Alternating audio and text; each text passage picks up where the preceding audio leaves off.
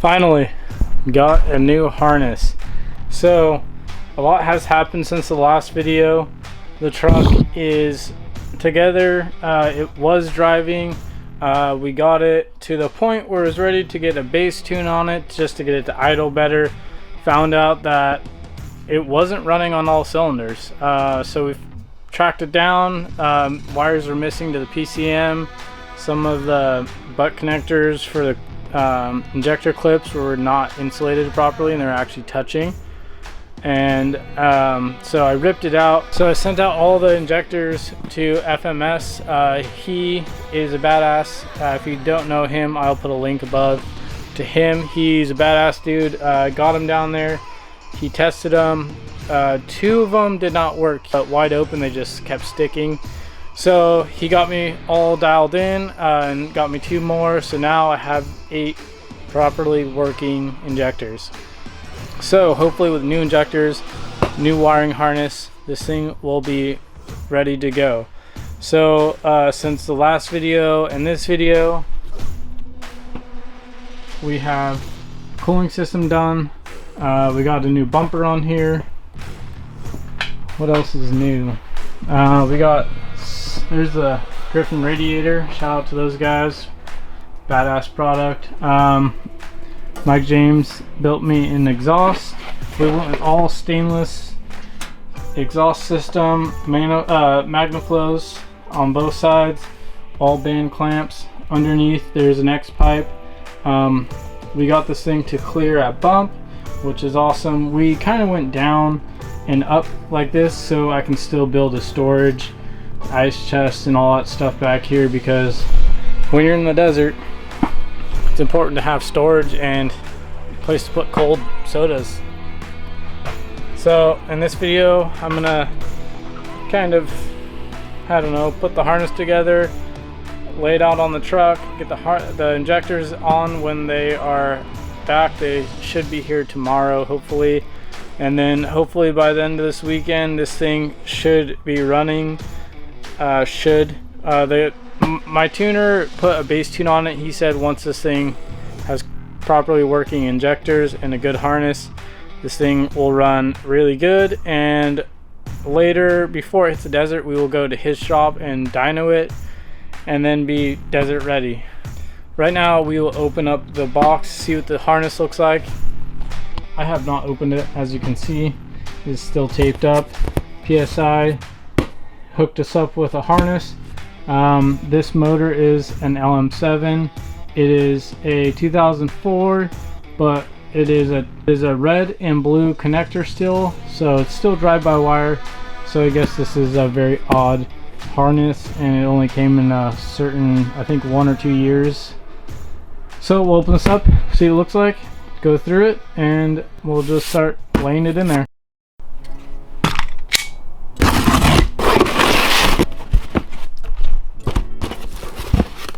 Okay, box is open. We got some stickers. That's probably about 5 horsepower, so that's cool. We got more. Ooh, this one's like definitely 20 horsepower. That's pretty fucking badass. That will probably go in my box. We got some flyer info here. Nice thick paper, kind of cool. Sales dude. Customer service is actually really good with PSI. We have just some info on the harness and motor I ordered. Packing slip. We have a warning and an install manual. Don't need that. Actually, I'm probably gonna need that. There it is.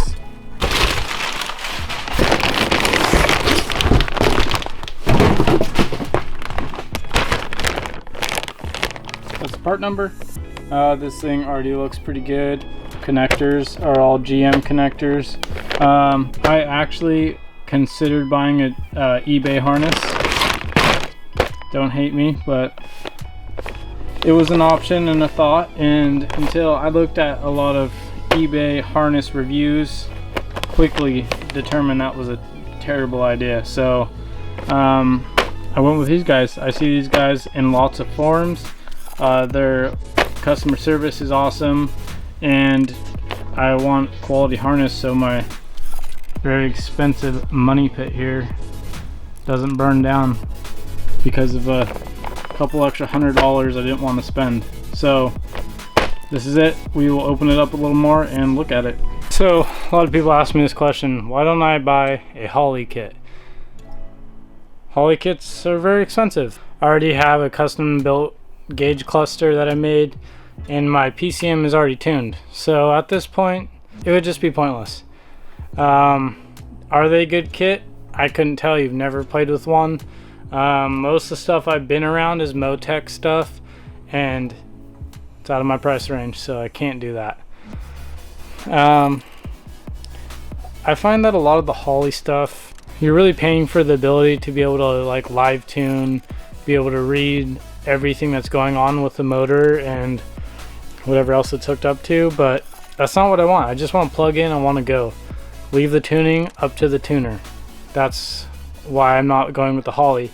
If I was to pick a company, I'd probably try to go find a used Motec system that someone's no longer using, or just buy the Holley stuff. I've heard good and bad things about Holley stuff, but I think a lot of it comes down to the people that install it that have the issues. So hopefully that clears up why I'm going with PSI instead of Holley. Really just a preference at this point. If I wasn't this far along, I probably might have considered it a little more. Just the reason why I went with PSI instead of a Holley kit. Instructions here. This is just a list of everything. The next page, compatible parts. That's kind of cool. It's good to know. Tells you the tools you need for installation.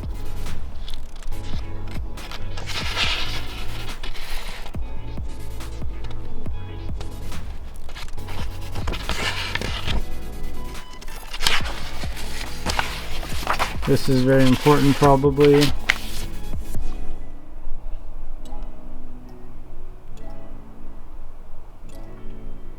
So on the eBay harness reviews that I did watch, this photo was like this big and you couldn't read and see anything.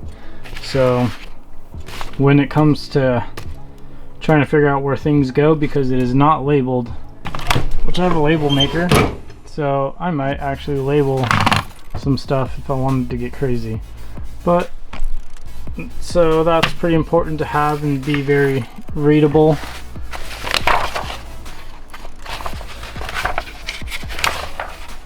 Just more info, just stuff about the connectors, the colors, the wires, what they do. A lot of reading, which just love to read.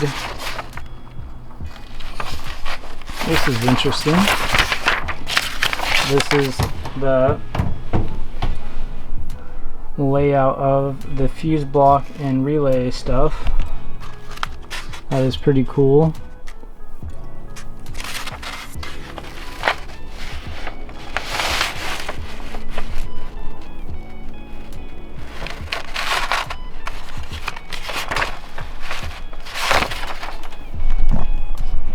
Already, that's pretty impressive. These things are important to have when you're installing it, or you're later down the road and something happens and you don't know what this wire is or what this connector goes to, or how do I do this, or where's this. Like, having good printable, readable, printed diagrams is important. So that's just like, is it worth the money? Is that worth it to you? Can you just figure it out on your own? Then it might be worth it to just buy an eBay harness. But this truck is gonna get hot and cold, hot and cold, hot and cold, and those kind of things end up wearing down shitty parts. So that's your choice whether you want to burn your truck down or not. That's how I look at it. Okay, so now I'll throw you guys in the GoPro. I'm gonna kind of lay this thing in here and mock it up and see how it all lays out. Hopefully I'll be able to use the existing hole I made for the other wiring harness to come through the firewall. So throw you guys into the GoPro and then start laying this thing in there.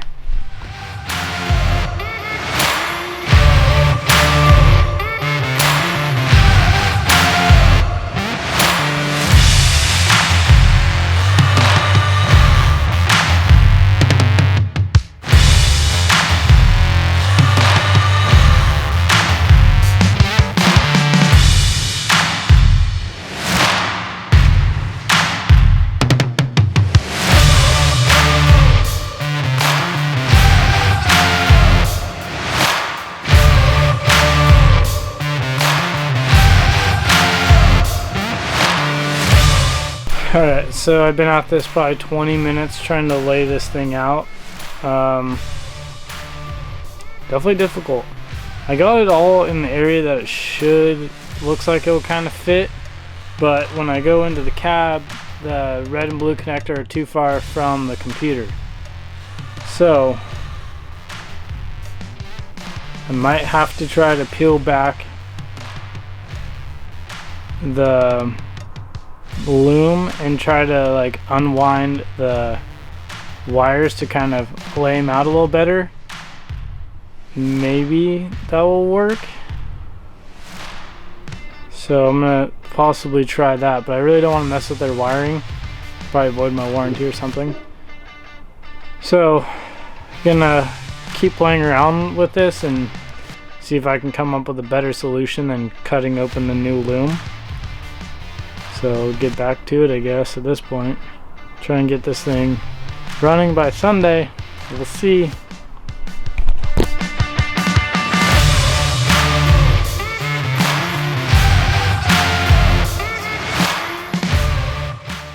Got this in the mail today.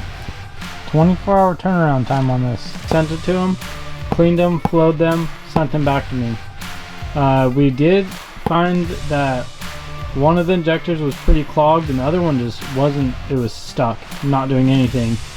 So very happy that I decided to send that out, and like I said, 24-hour turnaround, really good pricing, and now I know my fuel injectors are good.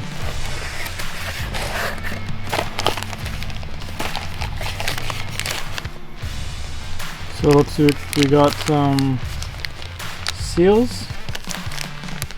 They look new. All the injectors. Two of the injectors were sticking. I'm assuming it's gonna be these two. What's up? What are you doing?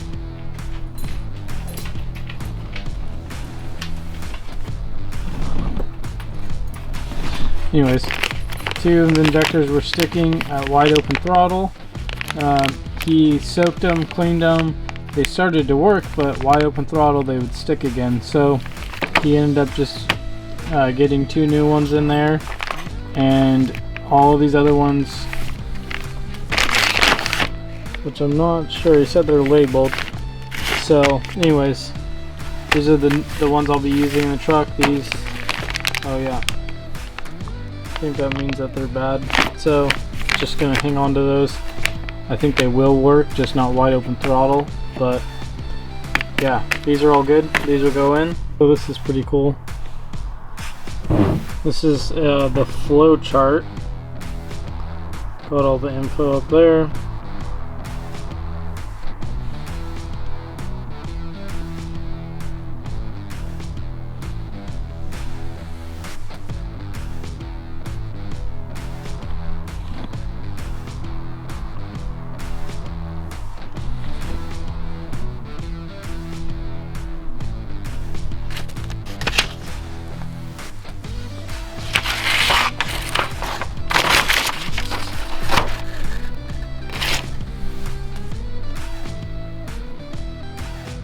Got the Loom off, got the measurements, and so I just can't stand plastic Loom, so I ripped it all off. So, and I took some measurements, got all my measurements here and ordered stuff from ProWire. So ProWire is pretty awesome. They have fast shipping too. And I gotta make some modifications. Like, this is for a manual trans, which I have a manual trans, but it's a different kind of manual trans. So this is seriously super long and I don't need it. So I'll end up cutting it here and just getting rid of it. And then my map airflow sensor right here, I don't have mass airflow sensor, so I'm actually speed density, so I need to take the purple and gray wire, those two right there, and cut them off and put my old connector off my other harness on there so I can plug in for that, since I don't have this connector or this map sensor on my truck anyways. So stuff like this is why I am still building the truck. I'm just way too picky and I can't just leave anything alone. Have to tear it apart, have to make it better, but I'd rather do it once and not come back later, because I'm still upset that I have ugly plastic loom. The loom wasn't cheap, so at least it was quality loom, very thick. Even the electrical tape was pretty decent. It was not easy to tear off. So I'm probably gonna end this video and make it a 2-part video. So stay tuned for the next video. We will be rewrapping this, rerouting it, getting it in the truck, and hopefully firing it.